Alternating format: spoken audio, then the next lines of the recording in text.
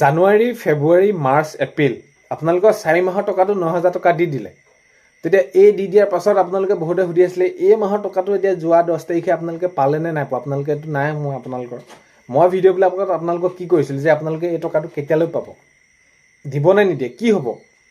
তো এই সকলোখিনি বিষয়ৰ ওপৰত অৰুণোদয় আঁচনি বিশেষকৈ নতুনকৈ প্ৰপত্ৰ বা এই বিষয়টো যিটো আপোনালোকৰ টকাটো সোমাব নোসোমাব, কি হ'ব, দিব নে নিদিব, এতিয়া মাজতে আকৌ গেপ পৰি যাব নেকি?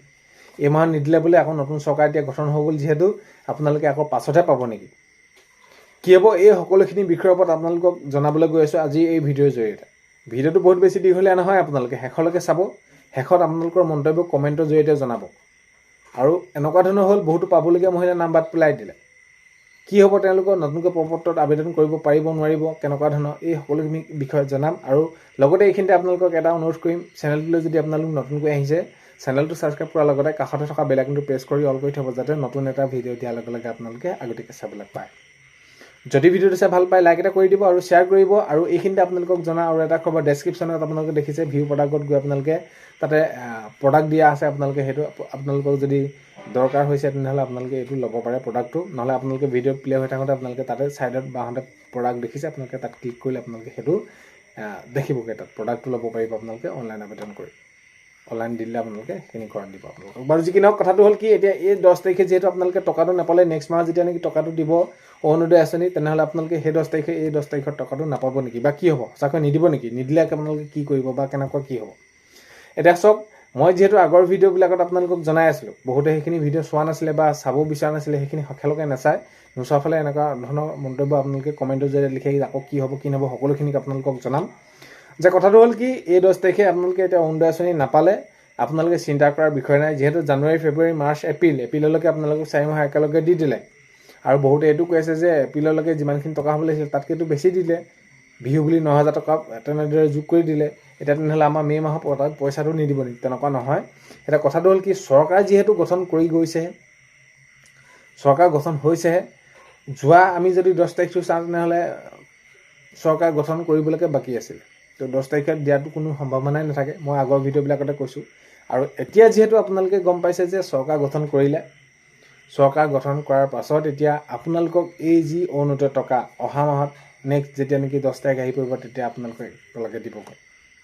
আৰু বহুতে দি আছে এই তেনেহ'লে 10 তাৰিখৰ টকাটো নাপাম নেকি? 10 তাৰিখৰ টকাটো আপোনালোকে একেলগে পাব, তাত চিন্তা কৰাৰ বিষয়ৰ প্ৰয়োজন নাই, আপোনালোকে বহুত বেছি একেলগে পাব আপোনালোকে।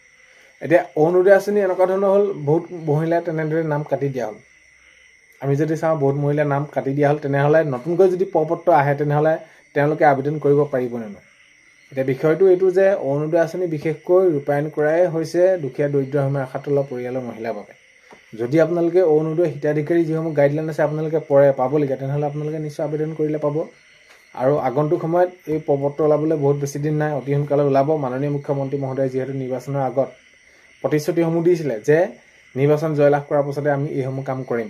এতিয়া বহুতো মহিলা বাদ পৰি আছে অৰুণোদয় পাবলৈ, আমি দিব লাগিব। তো এইখিনি ক্ষেত্ৰত যিহেতু মাননীয় মুখ্যমন্ত্ৰী মহোদয়ে জনাইছিলে, আপোনালোকে নিশ্চিতভাৱে থাকক যে হয় আপোনালোকক এতিয়া এই চৰকাৰ গঠন হৈ গ'ল, হৈ যোৱাৰ পাছতে আপোনালোকক এই প্ৰপত্ৰ দিবলৈ পৰ্যায়ক্ৰমে আৰম্ভ কৰিব। তো এইখিনি কথাটো জনালোঁ আপোনালোকে, যিসকলে আপোনালোকে পূৰ্ববাৰ পাই আছিলে, যদি আপোনালোকে কিবা কাৰণে নাম বাদ পৰিছিলে, চৰকাৰী চাকৰি যদি ঘৰত নাই, পাবলগীয়া মহিলা, তেনেহ'লে আপোনালোকে নতুনকৈ প্ৰপত্ৰ ওলোৱাৰ পাছত আপোনালোকে পূৰ কৰি দিলে সেয়া আপোনালোকে অৰুণোদয় আঁচনিত আপোনালোকৰ নিজৰ নাম অন্তৰ্ভুক্ত হ'ব।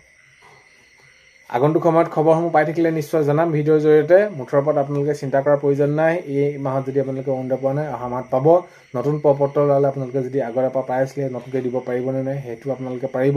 এটা কথা মন কৰিব, যদি আপোনালোকৰ ৰেচন কাৰ্ড নাই, ৰেচন কাৰ্ডখন আপোনালোকে আবেদন কৰিব। তো ভিডিঅ'টো শেষলৈকে চোৱাৰ বাবে ধন্যবাদ। ভিডিঅ' প্ৰথমটো কৰাতে নতুনকৈ অহা চেনেলটো ছাবস্ক্ৰাইব কৰাৰ লগতে কাষতে থকা বেল আইকনটো প্ৰেছ কৰি অল কৰি থ'ব, যাতে নতুন এটা ভিডিঅ' দিয়াৰ লগে লগে আপোনালোকে আগতীয়াকৈ চাবলৈ পায়। আজিলৈ মানে অন্য এটা ভিডিঅ'তে লগ পোৱাৰ আশাৰে বাই।